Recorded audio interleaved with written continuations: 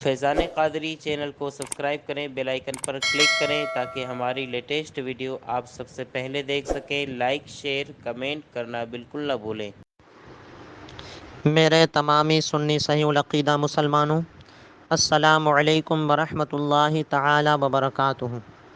میں نے گزشتہ کل آپ حضرات کے سامنے 3 مکروہ وقتوں کے بارے میں بتایا تھا کہ ان وقتوں میں نہ وہ فرض پڑھ سکتا ہے، نہ واجب، نہ نفل، نہ سنت، کچھ بھی نہیں پڑھ سکتا ہے۔ اب آئیے آج آگے چلتے ہیں، درود شریف پڑھ لیجئے۔ اللہ رب محمد صلی اللہ علیہ وسلم، نحن عباد محمد صلی اللہ علیہ وسلم۔ آج میں آپ حضرات کو ان 12 وقتوں کے بارے میں بتاؤں گا کہ جس میں نوافل پڑھنا منع ہے۔ نوافل نفل کی جمع، نفل واحد سنگیولر اور نوافل جمع پلیولر ہے نا۔ تو کہتے ہیں ان میں کے بعض، یعنی 6 نمبر 12 نمبر، ان میں جو ہے فرائض و واجبات اور نماز جنازہ سجدہ تلاوت کی بھی ممانعت ہے، یعنی یہ بھی منع ہے۔ کون کون سے ہیں وقت 12؟ نمبر 1، طلوع فجر سے طلوع آفتاب تک، فجر کے اول وقت سے فجر کے آخر وقت تک، کہ اس درمیان میں سوائے 2 رکعت سنت فجر کے کوئی نفل نماز جائز نہیں۔ اب اسی کے سلسلے میں فرماتے ہیں کہ اگر کوئی شخص طلوع فجر سے پہلے نفل نماز پڑھ رہا تھا، 1 رکعت پڑھ چکا کہ فجر کا وقت شروع ہو گیا، دوسری بھی پڑھ کر کے پوری کر لیں، اور یہ دونوں رکعتیں سنت فجر کے قائم مقام نہیں ہو سکتی، یعنی یہ دونوں رکعتیں سنت فجر کی جگہ پر نہیں ہو سکتے۔ اب سنت فجر آپ کو الگ سے پڑھنا پڑے گا۔ کیوں؟ اس لیے کہ آپ نے جو پہلی رکعت پڑھی ہے وہ جو ہے فجر کا وقت شروع ہونے سے پہلے تھی، اور دوسری رکعت فجر کے وقت میں تھی، تو لہٰذا یہ فجر کی سنت کی جگہ پر نہیں ہو سکتی۔ پھر فرماتے ہیں کہ اگر 4 رکعت کی نیت کی تھی اور 1 رکعت کے بعد طلوع فجر ہوا، یعنی فجر کا وقت شروع ہوا، تو چاروں رکعتیں پوری کر لیں اور پچھلی 2 رکعتیں سنت فجر کے قائم مقام ہو جائیں گی۔ یعنی 4 رکعت کی نیت کیا، 1 رکعت پڑھ چکا، فجر کا وقت شروع ہو گیا، اب ایسی صورت میں چاروں رکعت کو پوری کر لیں، اور جو آخر کی 2 رکعتیں تھیں وہ سنت فجر کی جگہ پر ہو گئیں، کیونکہ اس نے 1 ہی رکعت تو فجر سے پہلے پڑھی تھی اور دوسری رکعت پھر پڑھ لی، تو وہ تو نفل ہو گئی۔ اب جو 2 رکعت پڑھ رہا ہے وہ جو ہے چونکہ فجر کے وقت میں پڑھ رہا ہے، اس لیے وہ فجر کے سنت کی جگہ پر ہو جائیں گی، اس کو الگ سے سنت پڑھنے کی ضرورت نہیں ہوگی۔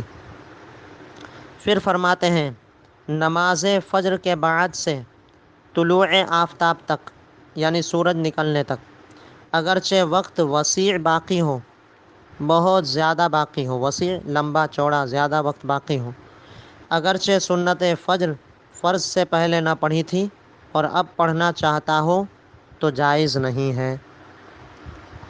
فار ایگزامپل، مثال کے طور پر، ابھی رمضان شریف میں کوئی شخص فجر کی نماز کے لیے مسجد میں آیا، دیکھا کہ امام صاحب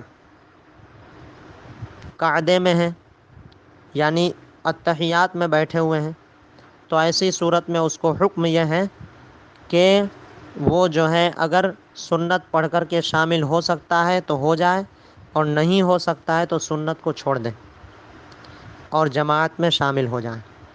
تو اب وہ اس نے سنت کو چھوڑ دیا اور جماعت میں شامل ہو گیا۔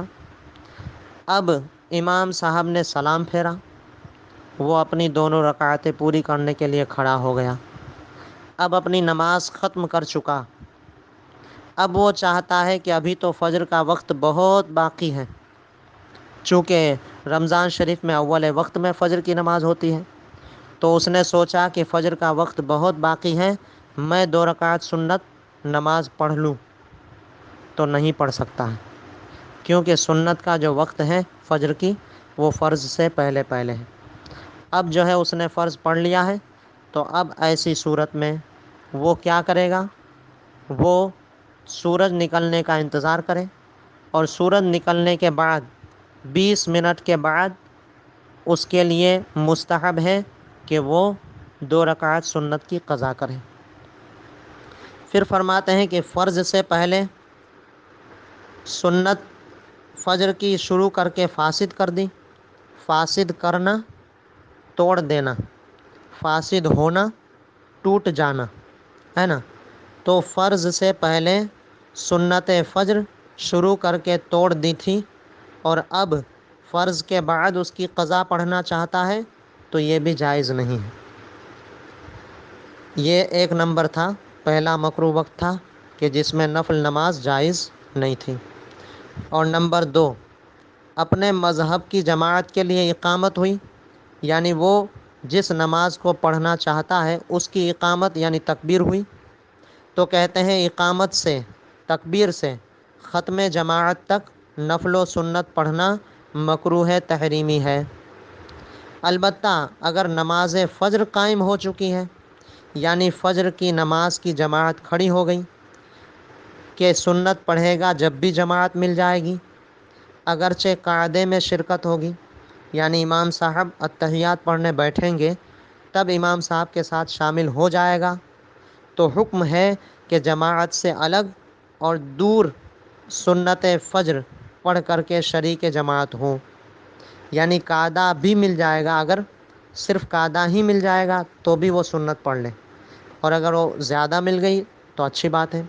تو ایسی صورت میں وہ فجر کی 2 رکعت سنت پڑھ کر کے جماعت میں شریک ہو، اور جانتا ہے کہ سنت میں مشغول ہوگا، یعنی سنت پڑھنے لگ جائے گا تو جماعت جاتی رہے گی، اور سنت کے خیال سے ترک کی جماعت، تو ایسی صورت میں یہ ناجائز و گناہ ہے۔ اور باقی نمازوں میں اگرچہ جماعت ملنا معلوم ہو، سنتیں بھی پڑھنا جائز نہیں ہے۔ تو یہ جو ہے 2 وقت تھے۔ اب انشاءاللہ العزیز کل آگے میں بیان کروں گا، آپ حضرات جو ہے بیان کو سنیے گا، انشاءاللہ العزیز آپ کے علم میں اضافہ ہوگا۔ اللہ تبارک و تعالیٰ کی بارگاہ میں دعا ہے کہ مولا کریم اپنے حبیب لبیب صلی اللہ علیہ وسلم کے صدقے میں دین متین کی صحیح سمجھ عطا فرمائے، مسلک اہل سنت، مسلک اعلیٰ حضرت پر قائم رہنے کی توفیق رفیق عطا فرمائے۔ وما علینا الا البلاغ۔ السلام علیکم ورحمۃ اللہ تعالیٰ وبرکاتہ۔